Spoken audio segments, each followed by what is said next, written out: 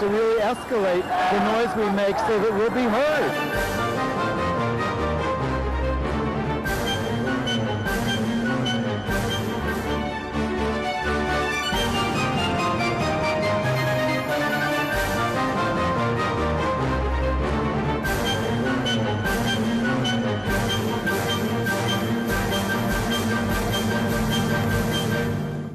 Welcome to Gay USA. I'm Andy Hum. I'm Ann Northrup. And in the news this week, as the Trump administration spars with Russia, our guest, Maria Sjodin from Outright Action International, talks about atrocities against gay men in Chechnya and a range of LGBT issues from around the world. And more anti-LGBT bigots are being hired by the Trump administration. We'll give you a little list. The Supreme Court has now swung back to the right as Neil Gorsuch joins the bench, and we'll talk about what to expect. Another landmark legal decision. A court in Colorado has said that the Fair Housing Act, the Federal Fair Housing Act, protects us on the basis of sexual orientation. The spineless National Basketball Association says it might bring the All-Star Game back to North Carolina despite its codification of anti-LGBT laws. Although they might change their mind with the latest news. Andy will review the play that goes wrong and tell us whether or not it does, and one that goes right, Present Laughter, starring Kevin Kline. Okay. And we want to alert you to the fact that this Sunday morning at St. Patrick's Cathedral here in New York, on Easter Sunday, Fifth Avenue, the traditional Easter parade will be interrupted by us and other activists parading around with Gilbert Baker rainbow banners. Interrupted, it will be made much more fabulous. Well, it will certainly be colorful. Sunday morning, 11:30, St. Patrick's. We turn now to our guest, Maria Sjodin, who is the Deputy Executive Director of Outright Action International, which used to be the International Gay and Lesbian Human Rights Commission, but now we know it as Outright.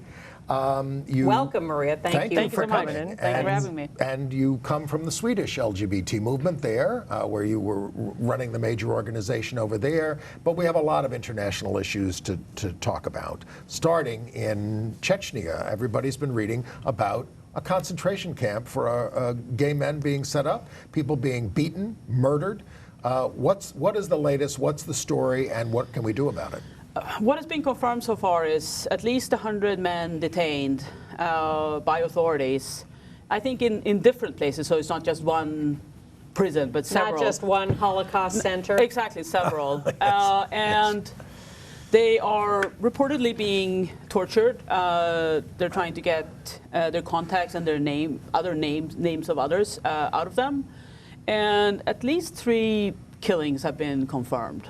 Now, this evidently started, this latest atrocity, because Nikolai Alexeyev, the longtime Russian gay activist, and others were putting out a call around the country of some sort, and Chechnya said, oh, wait a minute, we should go after these guys. I saw that reported in one place as well. I don't know if that is true or not. I really don't know. I haven't seen anyone confirm it. So I don't know if that's why it started, but it's clear that the Chechnyan authorities are really going after, our community. Now, the authorities are trying to act like, no, this isn't happening, and Russia says, well, if it is, we'll look into it. What is the status of all that? I mean, basically, the Chechnyan authorities so far have said that they have denied it. Well, basically, they denied the existence of gay men. They basically said, well, we don't have those people here. And if we did, their families would deal with them in the appropriate way anyway. So, I mean, the Chechnyan authorities are not admitting anything. The Russians have been very slow to respond. And well, they don't have a very good relationship with the Chechnyan authorities to begin with, do they? I mean, that is... Russia is the state, so they should have to act. I think that's the only way to look at it. Whether they have a good enough relationship or not, Russia is the state. They have to react. They have to respond. They have to investigate. and they have to make these detentions and killings stop. But it's hard to get justice in Russia. They have Yes. anti-LGBT laws. People are not allowed to even talk about these issues publicly because it's supposed to be a bad influence on children. And they get worse and worse about these things. Yes, but this, I mean, I've been an LGBT activist for almost 20 years. I think this is, I actually think I want to classify this as the worst thing I've ever heard about. It is horrible. It really is, because of the scale. Just incarcerating 100 people from an invisible community. So it's not like they could go to like the LGBT center of Chechnya and just arrest all the people there. Mm-hmm. It's like they have to find each of these people individually. So it's on a massive scale, and the violence, it's just horrible. Well, they're as we've- torturing. They're Yes. torturing or people. Yeah, as that's we've- what we hear. or as we- Electrocuting them, beating them with pipes, really, Yeah. and killing them. And when you identify these people as people who are expendable and can be rounded up this way, people can just rat on their neighbors, even if they're not LGBT. Of course, and I think just that's get them actually put not that, away. it's not something that I've seen reported on. But of course, I mean, we can just all imagine how easy it is. I mean, it's not, of course, it's not just gay men that they have rounded up. I'm sure people have taken the opportunity to get rid of people that they don't necessarily like. Or for things various reasons. Yeah, or Yeah. things, acts based just on rumors. So- Now, there have been calls to Secretary of State Tillerson, who is in Russia as we're taping, and we're hoping that he will say something to Putin, who he met with today. We're taping on Wednesday afternoons, as we do. Do you have any confidence that the U.S. is really giving anything other than lip service to this and will raise this? I mean, I think it's important that all governments speak out, and I think that all governments, I mean, we've been calling on multiple governments to speak out, and we're calling on the UN Secretary General to make a statement condemning this. And I think it's essential to have multiple governments speak out, because every government have their own relationship to Russia, and I am not in a position to know, what governments would have the most influence on Russia. I think all of them have to speak up, because this is such horrific. And some are. I believe Britain has made Yes, I some think public actually statements. several governments and the European Parliament have spoken out so far, and I hope this pressure continues to mount, because so far we have not seen Russia really, at least not in a way that's publicly discernible, respond to this crisis. So I hope that the pressure is kept up. Well, Russia at the moment is denying that the president of Syria is gassing his own people because they're Yes. collaborating with him. Yeah. So I want to segue this into, in fact, what's happening to LGBT people more broadly. And we have been acutely aware for some time and talked about here the plight of refugees who really, Trump has not only shut the door pretty firmly to refugees from that part of the world, but that leaves LGBT refugees in particular at peril, because they're not safe in their own countries or in other contiguous countries like Turkey, where they might get stuck, unable to come here. Yes, and I mean, from the European perspective as well, I mean, over the last 3 years, basically, having seen one European country after the other shut its doors on refugees, it's heartbreaking. And of course, with the U.S., the U.S. has played a particular role, because the U.S. receives a lot of the refugees that come in from the UN system. Whereas I think most of the European countries, they just get the refugees that make it to Europe. And so the fact that the U.S. is reducing severely the number of refugees that will be allowed is going to be, it's a serious blow. Right. Watching Trump shed crocodile tears over children being gassed, as if this is the first atrocity that's happened, and then shutting the doors to refugees is just the height of hypocrisy, because we could be doing something and we're not. The UN has a consciousness of LGBT refugees across everywhere, the Middle East, but the Middle East especially, where all these refugees, they have people assigned to doing that, but they can't get them Where can they place them? Exactly. I mean, the most of the refugees in the world are in the neighboring countries of where the crisis is. So I think Turkey currently has the highest refugee population per capita, because that's where people can get to the easiest. Right. And of course now the EU has this deal with Turkey to really to keep people out of Europe. And Turkey used to be a relatively safe place for gay people, but that's changing. I mean, we see a global rise of conservatism and backlash, really, against more visible movements. And of course, I mean, if you're already a refugee, you have left everything behind, you're in a new country, you have nothing, you're possibly not allowed to work, you don't necessarily speak the same language as other people. Of course, LGBT people are oftentimes more vulnerable. I mean, all refugees obviously are vulnerable. LGBT refugees can be more vulnerable because they may not have fled with their families. They might be targeted by other refugees who might also be homophobic and transphobic. So it might be even harder for LGBT refugees than for some others. And of course, I mean, it's a huge tragedy.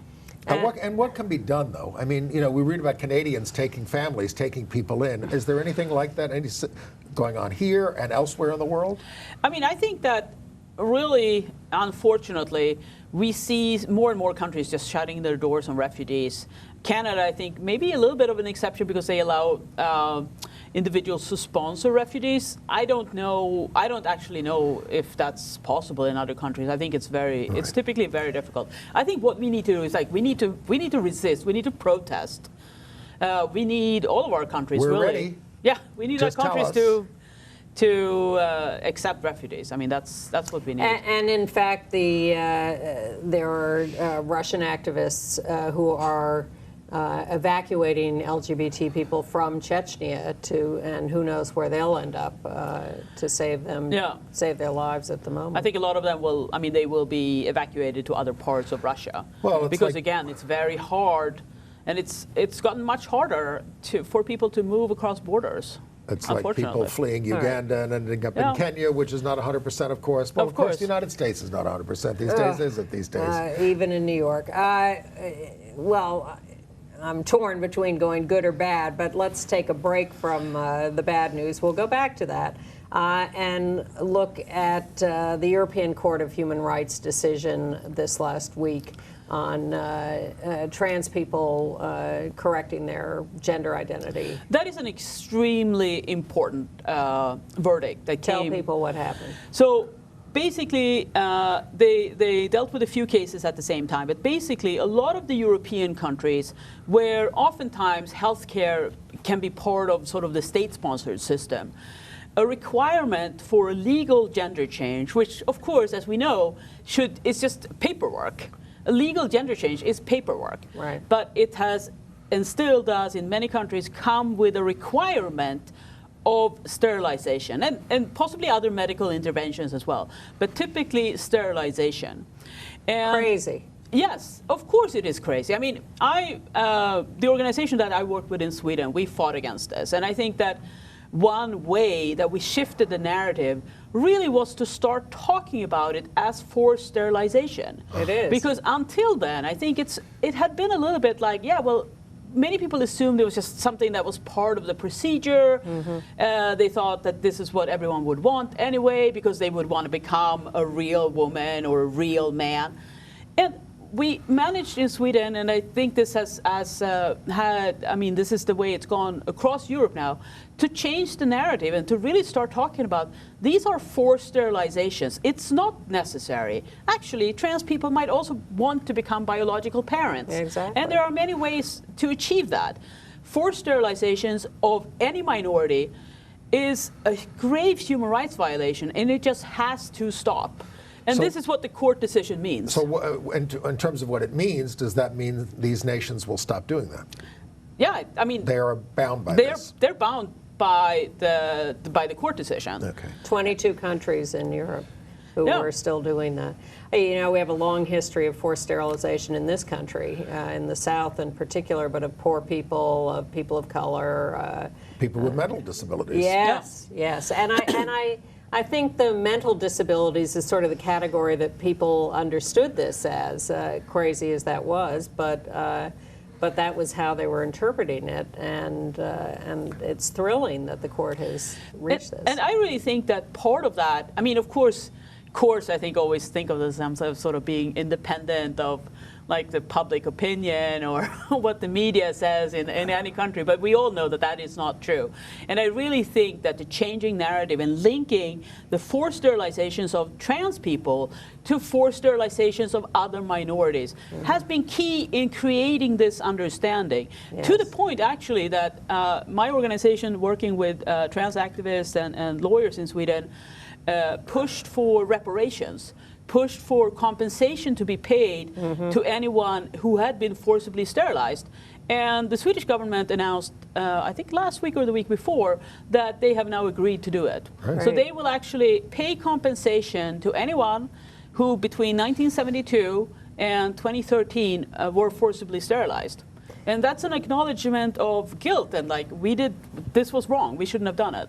Well, we could go country by country around the world for another 6 hours, but we don't have the time for that. So can we sort of generally talk about, you talk about a backlash, and we see gay men being arrested for having sex in Indonesia. We see reports of the LGBT community signing up with Marine Le Pen in France and supporting a right-wing agenda. A third.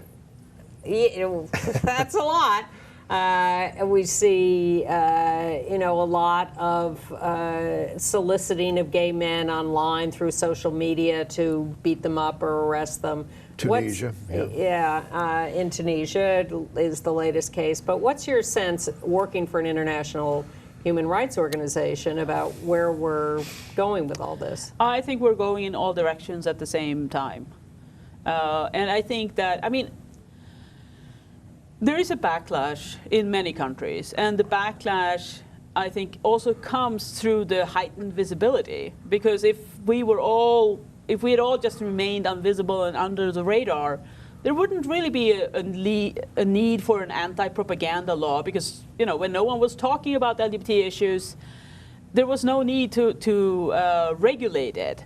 And so I think like the old sodomy laws, they were all about like the kind of sex that people were having, which of course is still an issue in a lot of places, but we see increasingly how governments also want to regulate other aspects. They don't want us to talk about it, they don't want us to organize, they don't want us to be visible. Well, in a lot of these places where they're cracking down, we're not visible. People do not come out of the closet and live openly, basically, but they read about what's happening around the world, same-sex marriage, Europe, United States, these kinds of things. And then for political purposes, they say, let's crack down on the gays, they can't fight back. And they pick on us of in course. these places. LGBT communities become scapegoats. Absolutely. And oftentimes a way to divert attention from other, to the general population, actually much more relevant issues. But it's like, okay, let's focus on these morality issues and get people riled up about that. That way they won't, care about the corruption in the government or the poverty in the country or other problems that might exist in a country. It's happened here too, and not that long ago. All right, well, we have to call a halt to this now, but please come back and keep us updated on these issues, because clearly there's a lot to talk about all over the world, and I'm going to practice saying LGBT as fast as you do. And thank you so much for having me. If you want to learn more about Outright Action International, go to outrightinternational.org. Exactly. Thank you so much. Thank you for being very with us. much, Maria. Come back often. Bye-bye. Thank you. As long as we touched on Russia, the foreign ministry last week banned the image we've seen before. Let's see it again of Vladimir Putin. Gay clown Putin, which was used by anti-Putin activists to condemn him and ridicule him. And there it is in an activist context. Well, the foreign ministry has now made use of that image illegal. So, among other things, that's a way to get arrested in Russia. And the other thing is, the Russians bought the Live Journal platform, which a lot of bloggers used over the years, and they have now, you have to sign something that says you're not going to violate Russian laws about promoting homosexuality and things like that. So it's really put quite a crimp in what anybody's going to do on that platform. We need a new one. All right, in Japan, good news. Osaka is recognizing 2 men as foster parents. That's a good step forward. And are you sitting down? I Ghana has, the authorities there have made an arrest in a anti-gay blackmail Shocking. case. Now this, this happened in Britain before they changed the laws there. They cracked down on blackmail. There's a movie about it called Victim from 1961. Exactly. 2 people arrested for blackmailing gay men on a gay dating app. They stripped him naked, took pictures of him, and tried to blackmail him, and now they're under arrest. Harry, you're sitting down for this. The Pope officially greeted a gay head of state. The Prime Minister of Luxembourg was at the Vatican for a meeting of European heads of state. He wouldn't take an openly gay ambassador from France. They blocked him. Exactly. But let's see. There is in the middle is the gay Prime Minister of Luxembourg. And then there's the gay assistant to Pope Benedict, who is now the assistant to Pope Francis. And on the Georg, left, gorgeous Georg. And on the left is the husband of the Luxembourg Prime Minister. They're all having a gay old time in the Vatican. We haven't heard anything about Francis, although he has a heterosexual history. Yes, but as long as we're in Italy, let's also show the picture of archaeologists in Pompeii who, for years, they examined these figures that were coated in ash and preserved. These are the human beings who died when Vesuvius went up? Yes.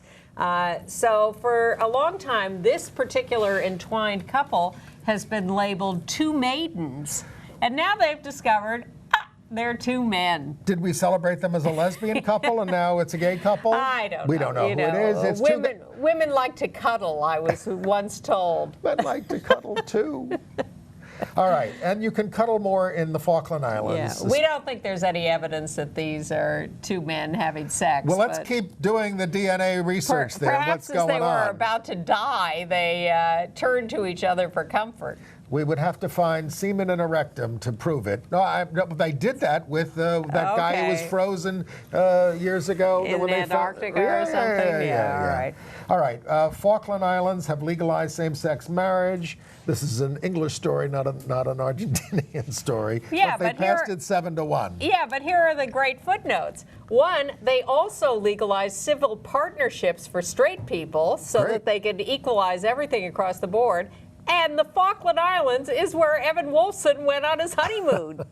Well, Peter Tatchell, our friend, has been pushing for civil partnerships for non-gay couples as well, because not everybody wants to get married. But the Falklands turns out to be the only place I've heard of recently that offers both for both. We told you about the people holding hands in the Netherlands in support of the gay couple that had been bashed. 2,000 people held a demonstration in Amsterdam holding hands in support of the bashed. Well, this is what you have to do. I mean, in fact, everybody has to stand up. In fact, you said that would have been the solution to the United Airlines crisis. Everybody on the plane stand up and say, stop, stop. Yes, exactly. That's what has to happen, folks. And we're not moving until you put that guy back on the plane. Right. But people have their own agendas, and they don't want to do that. In Indonesia, we talked about referred to this a little. 2 men, 23 and 20, were arrested having sex in a motel. Well, this is in the Aceh province, which is under Sharia law. They could, if they're convicted, they could face 100 lashes with a cane. That will kill you right there. It was heartbreaking to watch the video. We're not showing it to you. Watch these guys, coming in on these guys naked and rounding them up and, destroying their lives. Yeah, they were turned in. All right, back to the United States. Well, we're doomed. As you know, Neil Gorsuch was confirmed at the United States for the United States Supreme Court. So now they have a 5-4 conservative majority. with As Anthony, they did. with Anthony Kennedy as a swing vote only, it seems, on LGBT issues. That could be good. So far. But one of the first cases, they've been holding on, waiting for Neil to come on the court so that they can rule that Missouri can give money to a church organization against the Constitution of the state of Missouri. I'm sure he's going to want to allow this to happen. And there's the end of the separation of church and state, which has been going on all over the country for a long time now. And is it a separate case that looks at religious exemptions for businesses to discriminate in a broad fashion? Yeah. I think that's up there too.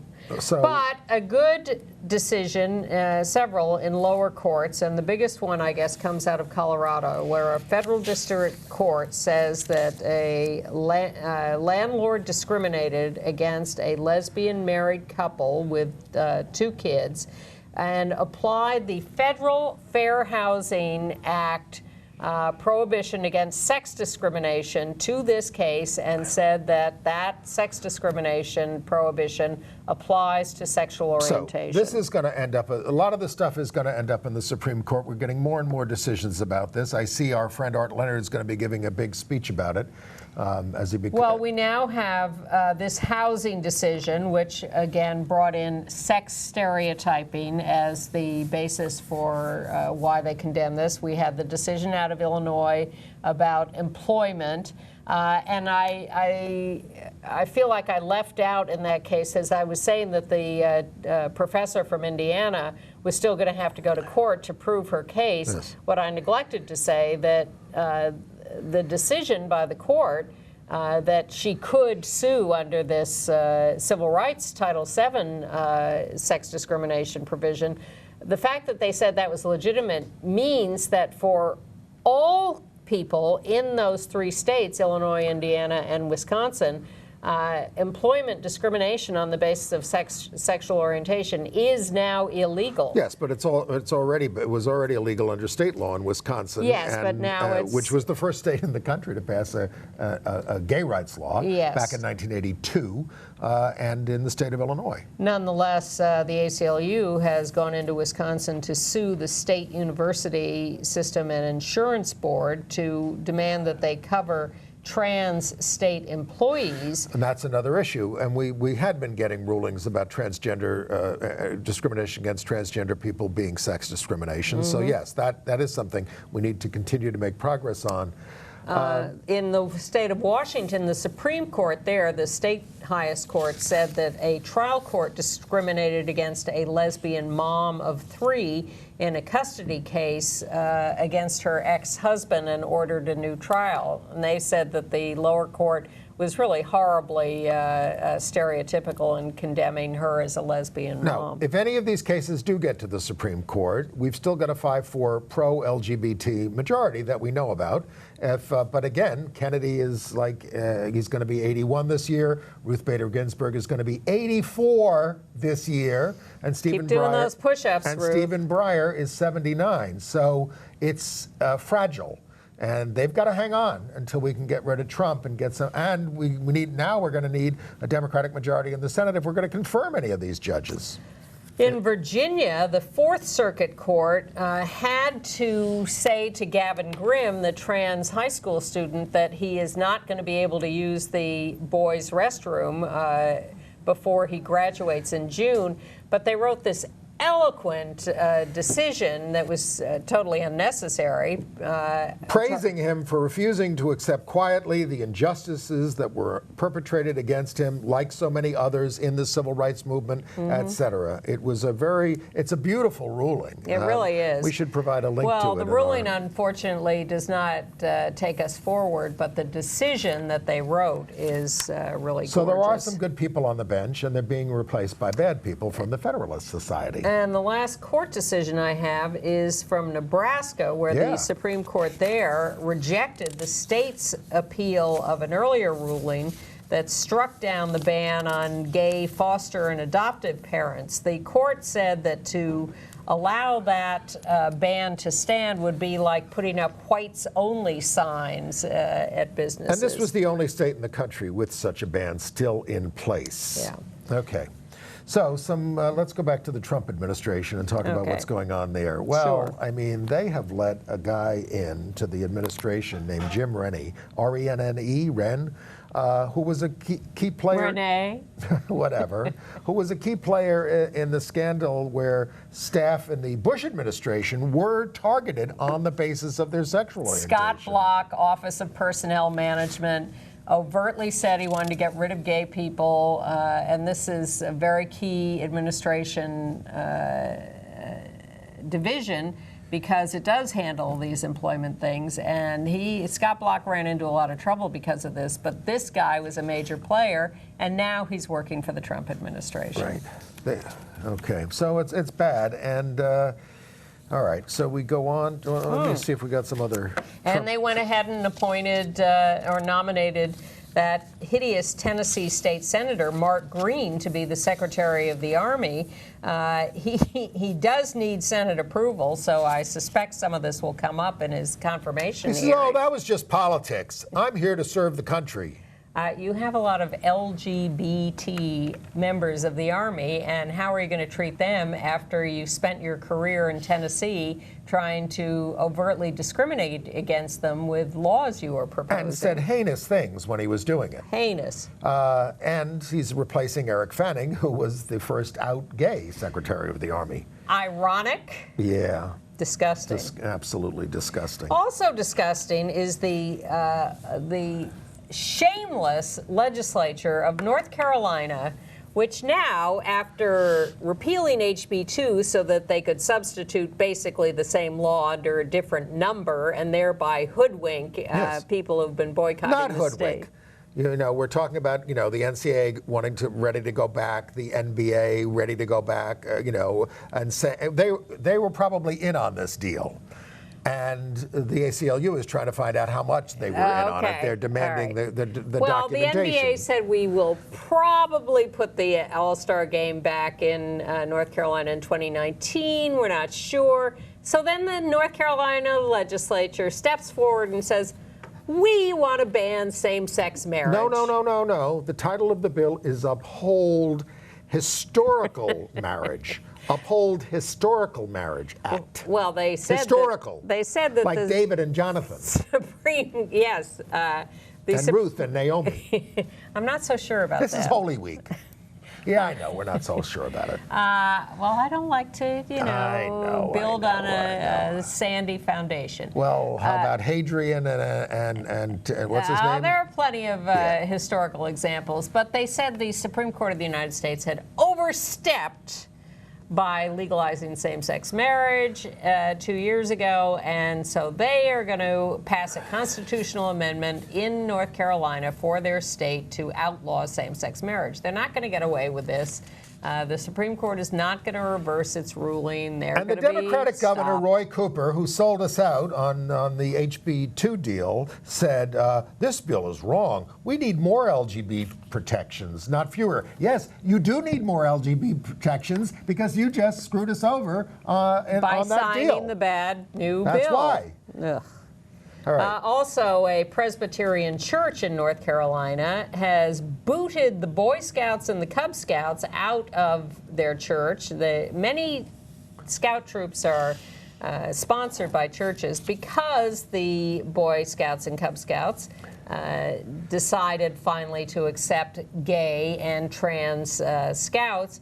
So the church says this is a sin, we cannot accept this, we're going to be like the mega church down the street, we're going to kick them out. Well, so that's the charitable Christian attitude in North Carolina. And we should let you know that there are a lot of states and localities that are keeping up their boycotts of North Carolina. Yes. Portland, Oregon, Portland, Maine, Wilton Manors, Florida, Palm Springs, and then you've got cities like in state of Minnesota, New York, City, State, Washington, D.C., San Francisco, Seattle, Los Angeles, Oakland, Santa Fe, Cincinnati, and Salt Lake City.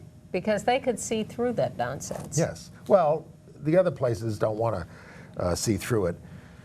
All right, you were talking about students. There's a new report that says these anti-trans laws are having a devastating effect on trans children. It's obviously not hard to understand. Both Democrats and Republicans in the House of Representatives have sponsored the reintroduction of the Safe Schools Improvement Act, which is an anti-bullying bill proposed at the federal level. No expectation that this is going to get anywhere in the U.S. Congress, which has no interest in passing things like that. But the traitorous log cabin Republicans are pushing a bill with a big, unacceptable religious exemption. Yes. And so we really need to urge our representatives, should the Republicans try to pull something and put it on the floor, to vote against it, to filibuster it, because we still have a filibuster on legislation. We don't have it on court nominations anymore. It's the Equality Act or bust. And I'm sick of people saying, oh, politics, the art of compromise, you know, you got to forget that. Please. You don't do that on human rights, or you give it away. In New Mexico, the governor there, Susan Martinez, has signed a no conversion therapy for minors bill. She is a Republican. They joined California, New Jersey, Washington, D.C., Oregon, Illinois, Vermont, and the Canadian province of Ontario in banning conversion therapy by licensed professionals. In Colorado, the legislature has added sexual orientation and gender identity to their hate crimes law. It's now awaiting the governor's signature. I don't think there'll be any problem with that. In Hawaii, a gay couple, Sean Smith and his husband, they had to pay more than $20,000 for fertility treatments for a surrogate mother, and if they were a heterosexual couple, they could have saved that money. This is covered by insurance. So this is the whole issue of, since we gay men can't have children together other than through surrogacy and of course adoption, but they are suing to get, they're lobbying for a new law to allow this to be covered by insurance companies. Insurance companies are highly resistant to this because they don't cover surrogacy at all, even for heterosexuals. I've been waiting for the real-life manifestation of the movie Twins, where Arnold Schwarzenegger and Danny DeVito. Yeah, I think technically there's something about you can have a man carry a child. Maybe you have to implant a uterus or something. Yes, if the old Gloria Steinem line, if men could get pregnant, abortion would be a sacrament. Yes, it would. Well, look at what they did. I know men can lactate. Well, look at what they did in Texas, where they have all these anti-abortion bills. So the feminist legislators introduced an anti-masturbation bill. Yes. Saying you're wasting seed, this kind of stuff. You need permission. You can imagine how far that got. Well, it raised a point. It did, which was, I'm sure, immediately ignored by I hope it made some people think. Representatives. Okay. Anchorage, Alaska. 2 out gay people have been elected to the local assembly there. The first out gay people elected in Alaska to any positions. California's got a bill to allow a third gender on birth certificates and driver's licenses. It may be the first to do that. This is not allowed by our State Department yet as a marker on our passports and things. It's been an issue that has been adjudicated or at least litigated with the State Department. In Seattle, Washington, the mayor of Seattle is the out gay Ed Murray, who was a very popular and effective legislator, then became the popular and effective mayor of Seattle. He's very pro-LGBT also. Not all gay people are. Yeah. Oh, well, how about those log cabin people? Well, they would deny that they're anti-LGBT, but whatever. But Ed Murray has certainly, there's a strong right-wing activist contingent in the state of Washington. They've been trying to get stuff on the ballot to discriminate for years. They have failed at that. And they've gone after Ed Murray periodically. They went after him when he first ran for mayor and had these charges that he had had inappropriate sexual relations with a teenager when he was younger, but not a teenager when he was like 30. And they never proved that, and charges were withdrawn and whatever. And the right-wing lawyer withdrew from their case, which is never a good sign. Well, they've come back with this now, and they're making new charges and filing new lawsuits with the same old complainant and a couple of new ones who say that they were paid for sex by him and exploited. So he has now gone to a doctor to have his genitalia examined because they made some specific charges that included descriptions of his genitalia. And he has had a doctor certify that his actual genitalia do not match the descriptions that they have given. I think there was a president of the United States who had to go through this, Bill Clinton, Yes. to have his genitalia looked at, didn't Yes, I don't think he was innocent, however. No.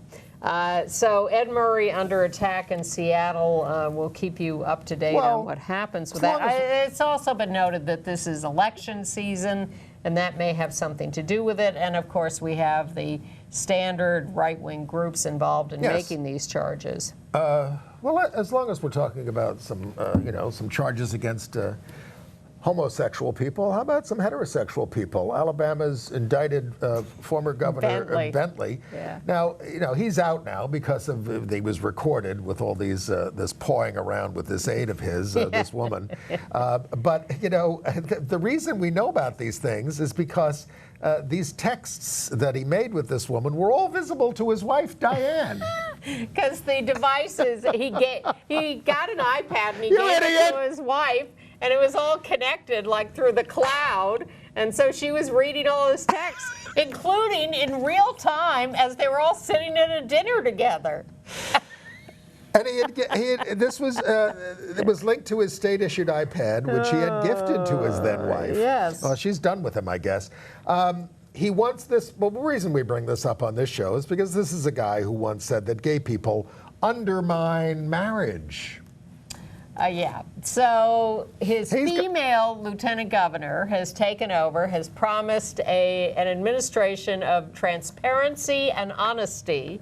We'll see whether that includes us, but it's of course lovely Schadenfreude to watch his demise. And well, I will not classify the sexuality of this guy, but that Georgia pastor who said that the Pulse victims got what they deserved was convicted on 8 child molestation charges with boys and girls. He was equal opportunity there.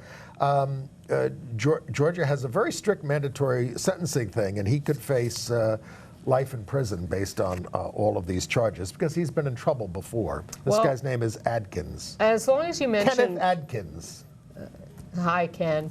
As long as you mention Pulse, let us segue to Gilbert Baker and a follow-up. Thank you, by the way, to all our viewers who were moved by our tribute to Gilbert last week and let us know that. Thank you. We're immensely moved by Gilbert and sorry for his loss, and working on plans for a memorial for him in New York this spring, and there are plans in the works for San Francisco as well. We'll keep you informed of that. In New York, we're shooting for Flag Day, which is a Wednesday, probably be in the evening, but so keep your calendars open because things get busy in Pride Month. But meanwhile, one of the things that Gilbert was involved with recently was a competition in New York City for... New York State. Yes, but the memorial is going to be in the city. Yes. The governor of New York, Andrew Cuomo, after the Pulse massacre, put out this competition to build some kind of memorial in the city to the victims of the Pulse massacre and all other victims of hate violence. Which have been rising markedly across the country in the wake of the election of Donald Trump. And in fact, I think this competition was announced after the election of Trump. No, it was a very short timeline. It was announced right after the Pulse massacre by the governor. The proposals were due in November. Right. So and it's apparently been judged, but they haven't announced who the winner is. No word on. And Gilbert wanted to put up his, as he did in San Francisco, put up a 70-foot pole with a big rainbow flag on it and make that the memorial so that it would wave over us forever. Yeah. And there was a line item in the budget for it for $1 million to fund in the this state thing. budget. In the state budget. And the Democrats passed it in the Assembly, and then it came to the Senate, and it disappeared. It wasn't in there. So our senator, Brad Hoylman, who was an out gay man, stands up on the floor of the thing and says, "This is an outrage. This is how much do you hate us that you want to take out money for this?" So he proposed an amendment to reinstate it, and every Republican voted against it. Not only that, but the 8 members of the renegade Independent Democratic Caucus, who caucus with Republicans to keep that minority in power in New York. This is a terrible story in New York. We're horrified by it. They voted against the amendment. Now, the governor... No excuse for that. So the governor said, his people said, we found a way we have some money for a New York jobs program to give $1 million to the Hudson River Park Trust to do this. And so it's still going forward. But it's an outrage. Now, we don't know for sure that Gilbert won the competition and that... We hope he did. No, we certainly do. We haven't seen any other designs. We don't mean to offend anybody. Right. But New York needs this. New York needs this flagpole with a rainbow flag, no question about it. I have my own questions about whether it is appropriate for us to put up a Pulse memorial. Do we have a memorial to the Oklahoma bombing? Do we have a memorial to other tragedies around the country? I'm certainly in favor of this flagpole and flag and to honoring, to me, I want to honor the LGBTQ community as a whole by putting up this flagpole and this that's flag. why we like his design, because it's a positive, affirmative kind of a thing. Exactly. That we can all get behind. Yeah, the rest seems a little pandering. But we'll let you know when we find out whether he did win the competition and whether this is going to be erected. And Gilbert, and here's an argument I had with Gilbert, he never wanted the flag in San Francisco lowered to half-mast for anything. Half-staff, that would be. I hate to correct you. It's only on a ship that it's half-mast. Okay. Half-staff. I gratefully take the correction. Okay. I like to learn. I think lowering the flag to half-staff is an appropriate reaction to certain things.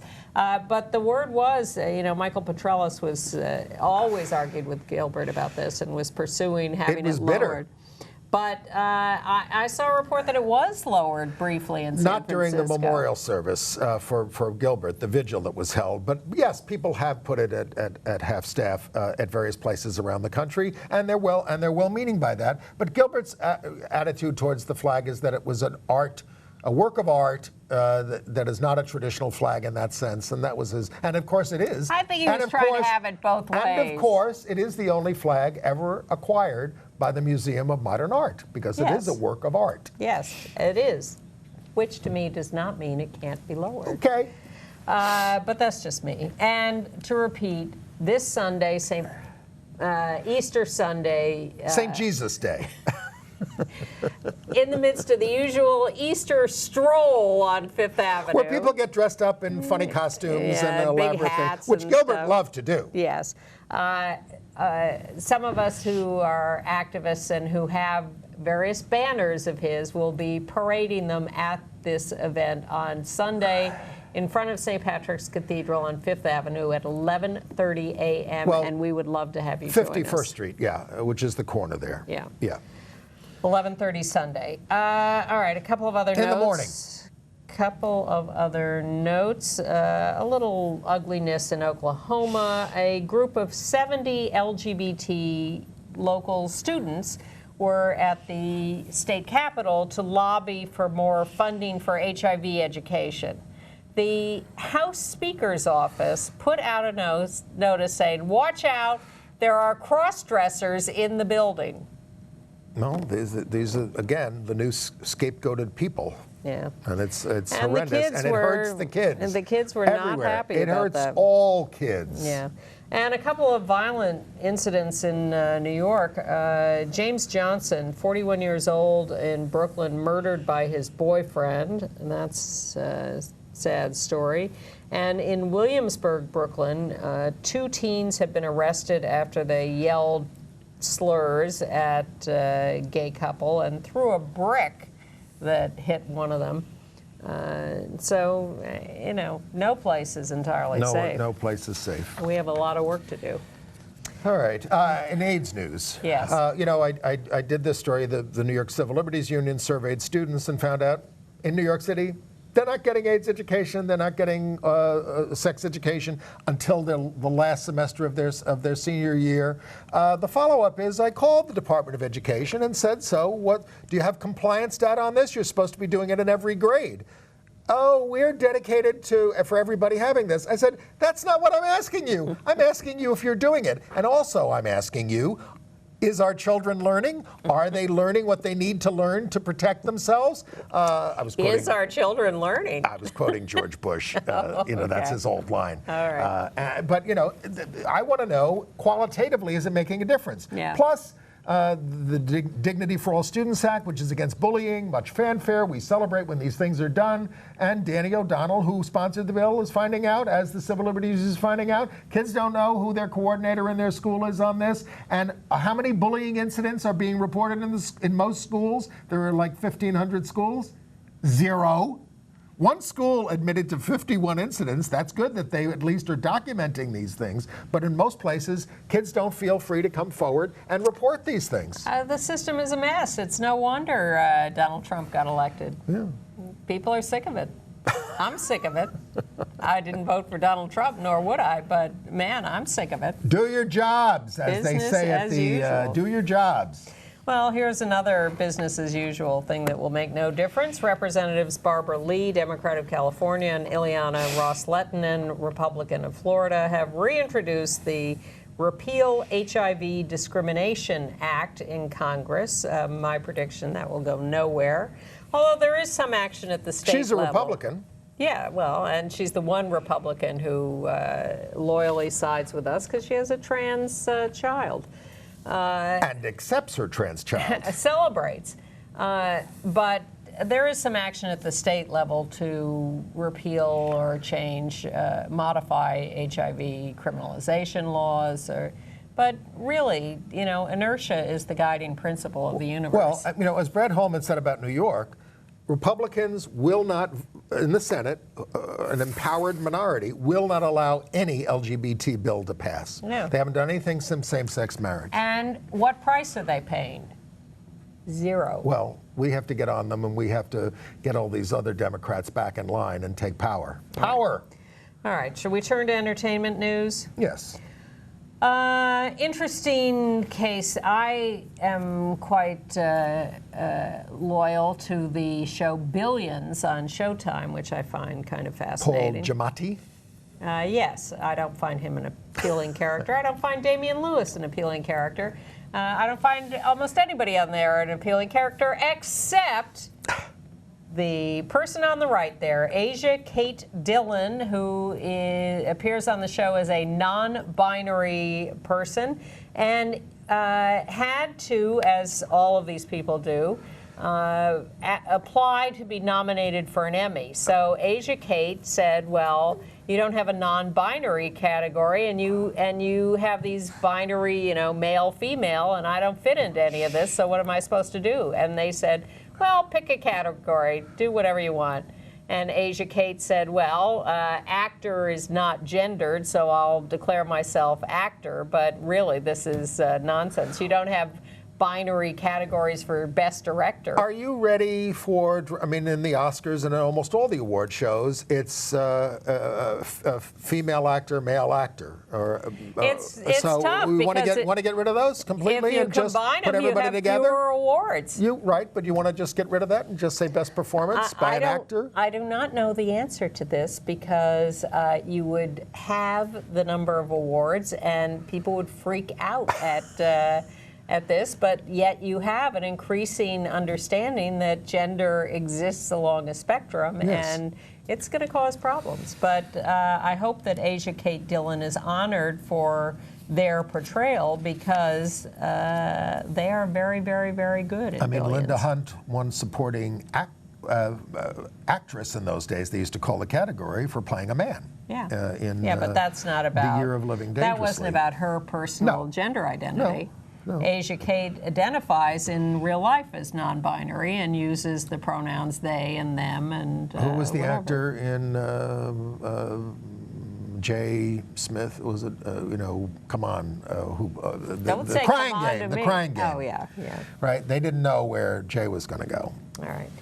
Barry Manilow has given an interview to People saying that he didn't come out as gay before, even though he's been with his husband for 40 years, because he was afraid of disappointing fans. No, you were not afraid of disappointing fans. Liberace, I think, did the same thing. You were afraid of assuming minority status and being rejected by your fans. Right, and you wouldn't have been. Yeah, but you were the opening act for Bette Midler, for crying out loud, when you got started. Piano player for Bette Midler. So he and did some opening also. But he's amazed at how positively people have reacted to news of his marriage. Barry. Yeah. You and Gomer Pyle. Do a few plays. All right. I saw The Play That Goes Wrong. That's the title of the play. Gutsy to put on a play with that title. At the Lyceum. This is a crew of young comedians from Britain who did this at a pub years ago, and it's a little thing. And now it's it's really one of the funniest shows since Noise Is Off. It's got laughs and gasps. I gasped audibly many times watching people get knocked around on this set. It was a little long, and I think a little less might have been better, but it's an extremely talented crew. And then I saw Present Laughter, and I've seen very good productions and bad productions of this Noel Coward play from 1939. This was at the St. James. Now it's with Kevin Kline. He's playing a vain, aging actor who's supposed to be 40. So they changed the age in this one to 57. But Kevin, you're 70, all right? But he's a terrific actor, and he's got a lot more energy than I do, and it's a very good ensemble doing this thing. And it was over 2.5 hours, and I wasn't bored for 1 minute, and I had a great time. Congratulations to Hilton Alls, critic for the New Yorker magazine, out gay man. He was awarded the Pulitzer for his criticism of theater, but the thing that, I love Hilton Alls' writing, yes. He's terrific, but the thing that really got to me this year was his review of Moonlight, which was so emotional and so eloquent and really beautiful, and I would urge you to look that up. And congratulations to some of the people we know who won Guggenheim Fellowships, Masha Gessen, Hunter Reynolds, artist who does a lot of AIDS-related work, and Carmelita Tropicana. And I would go back to the Pulitzers for a second. I was disappointed that they gave the commentary prize to the insufferable Peggy Noonan, who will now be, from the Wall Street Journal, who will now be even more insufferable. Terrible. And the East Bay Times won the Pulitzer for its coverage of the Oakland warehouse fire that claimed LGBTQ artists among its victims. Put on your radar the upcoming documentary, The Lavender Scare, coming to towns around you. Miami, April 23rd. Go to their website, thelavenderscare.com. It's a documentary about the government getting rid of gay people in the 50s and 60s, and it's going to be terrific, made by an old 60 Minutes producer, Josh Howard. And that's it for us this week. Enjoy whatever you're celebrating. We'll see you at the Easter parade on Sunday. Yes. See you next week, too. Bye.